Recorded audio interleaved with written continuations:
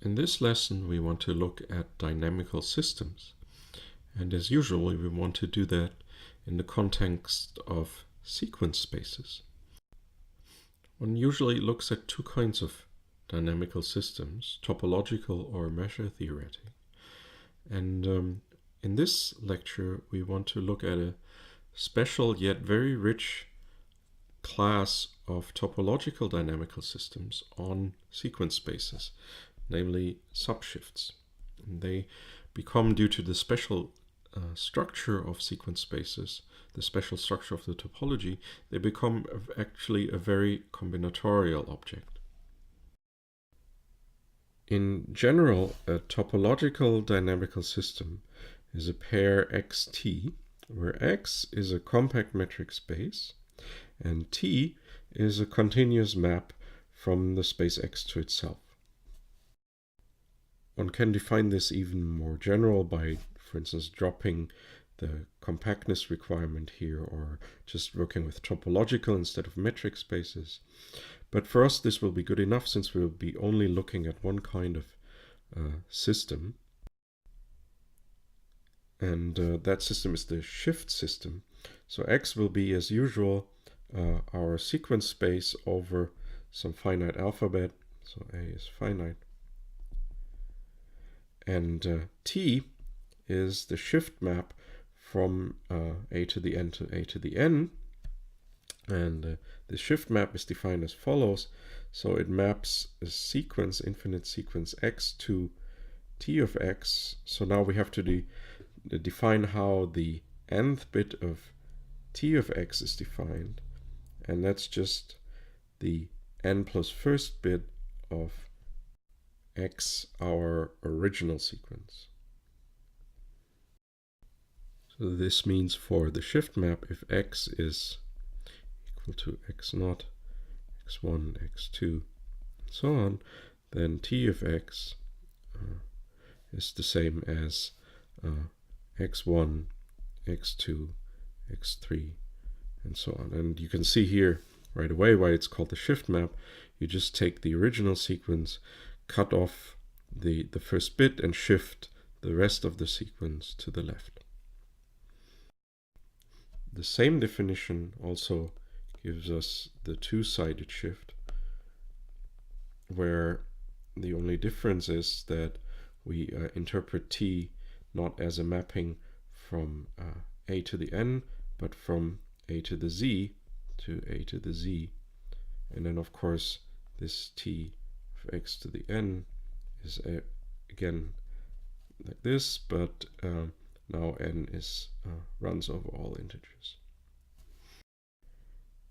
It's a nice exercise to verify that this is indeed a continuous mapping.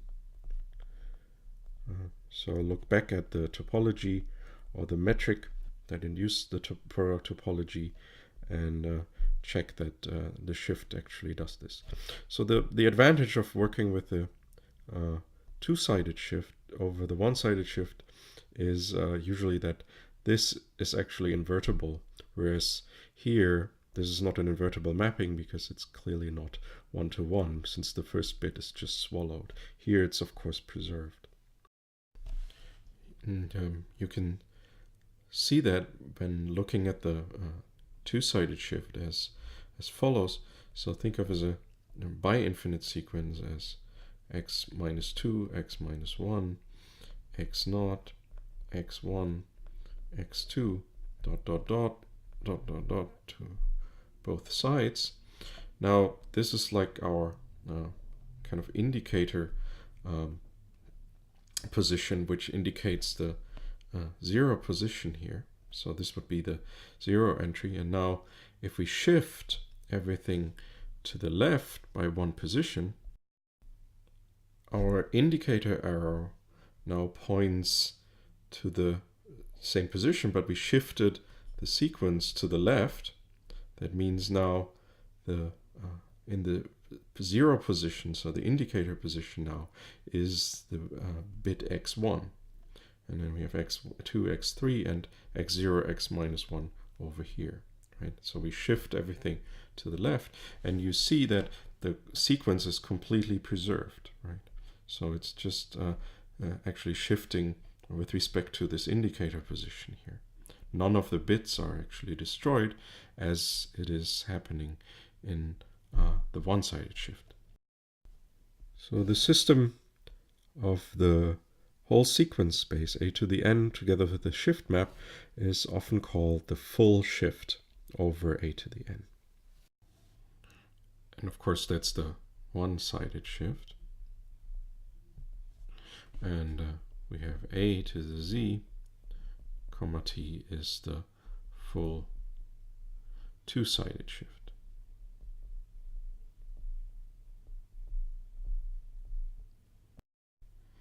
A subshift now is a subset of a to the n or a to the z respectively, depending on whether we want to look at one-sided or two-sided shifts. So it's a subset of the sequence space such that the following two conditions hold. First, S must be closed topologically, so closed with respect to the topology that we introduced on the sequence spaces. So it means it's the, remember that characterization, it's the set of all infinite paths through a tree.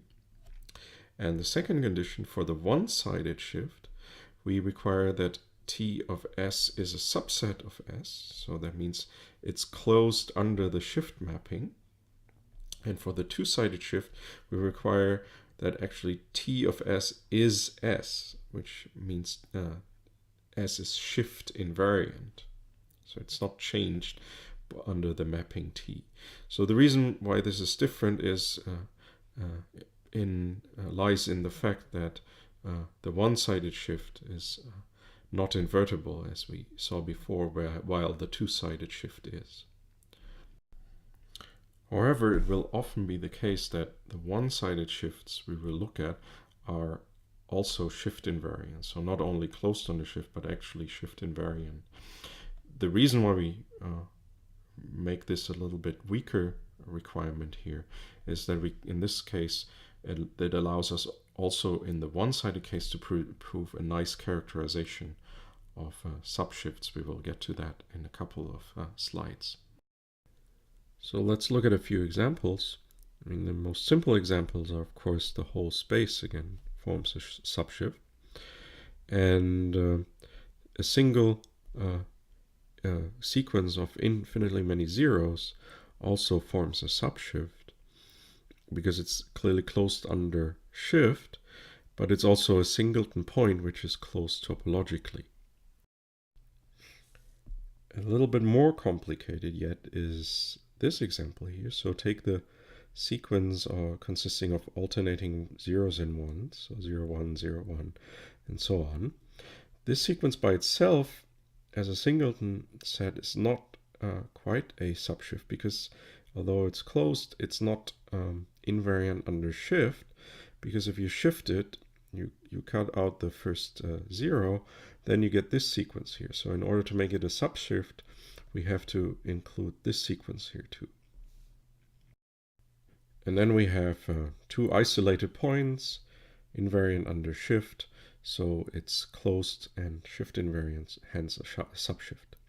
And you can see from this example easily that whenever you have a periodic sequence, so with a finite period, closing this under shift will give you a closed set in the sequence space, and hence a subshift of finite consisting of finitely many points. So this example here is a little bit more interesting. So this set S consists of all infinite sequences X that contain at most 1, 1. So if we try to visualize this, you have the tree, and whenever you have a 1 here, so this is 0, this is 1. So in order to be in the shift, from that point on, we only have to have zeros once we see the first 1. So likewise here, and here, and so on. And this continues. And you can see, I mean, this is clearly shift invariant, because if I shift such a sequence here with most 1, 1, what I'm going to do is either I preserve the 1, 1, or the 1 is in the first position, and I'll delete it by shifting. So it's shift invariant, but it's also closed, because you see the only limit point of this set is the all 0 sequence, and since we only require to have at most 1, 1, so 0, 0, 1 is okay. So the all 0 sequence is in the set here, so the limit point is contained in the set, and hence the set is closed. And this example points to an important characterization of subshifts. Namely, you can characterize it by defining or characterizing its set of forbidden words or forbidden substrings.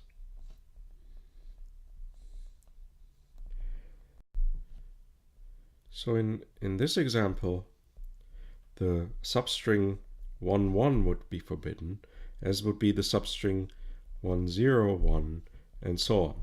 Right? So if we see that we have two 1s following each other, it cannot be a part of the subshift anymore.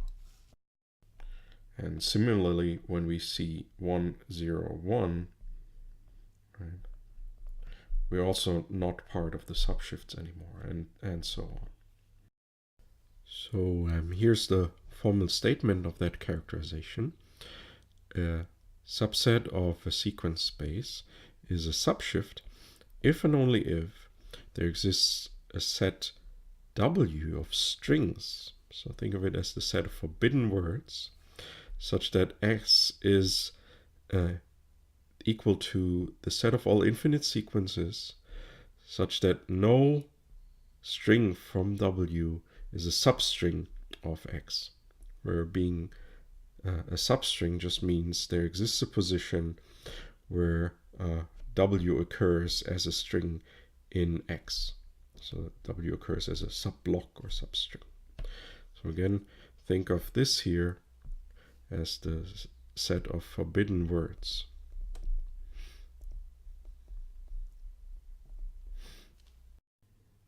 And the same characterization given in this proposition here holds for two-sided shifts. And I leave the proof as an exercise. And it's actually a very good exercise to understand subshifts. It's not too easy and it's not too hard. So let's look at a few examples. Given a set W of strings, a set of forbidden words, we write S of W to be the subshift induced by this set W as the set of forbidden strings or forbidden words. So it's the set of all X such that X has no substring in W. In some texts, you can find substrings denoted as factors instead. So we already saw this example before. So if W of this is the set 1, 1, 1, 0, 1, 1, 0, 0, 1, and so on, then the corresponding subshift is the set of all sequences that have at most one entry being 1. Here's another example. Here the set W is the set of all strings of the form 1 and then an odd number of zeros and then 1. So the corresponding subshift would be the set of all infinite sequences where between every two 1s there's an even number of zeros. And that's why it's called, often referred to as the even shift. To finish this lecture, we want to look at a few examples of certain classes of subshifts. And mostly these classes are defined via the complexity of the set W that gives rise to the subshift. Remember, W is the set of forbidden words. So here are two important kinds of subshifts. We have the shifts of finite type, or SFT for short, where the only requirement is that the set of forbidden words or strings is finite. So W must be finite. A little bit more general are suffix shifts. And here the requirement is that W is regular, and some additional conditions which we'll see later. But important, so they are closely tied to the set of forbidden words being regular. And we will look at that in an upcoming lecture. So there's now many more possibilities how we could define additional classes of subshifts.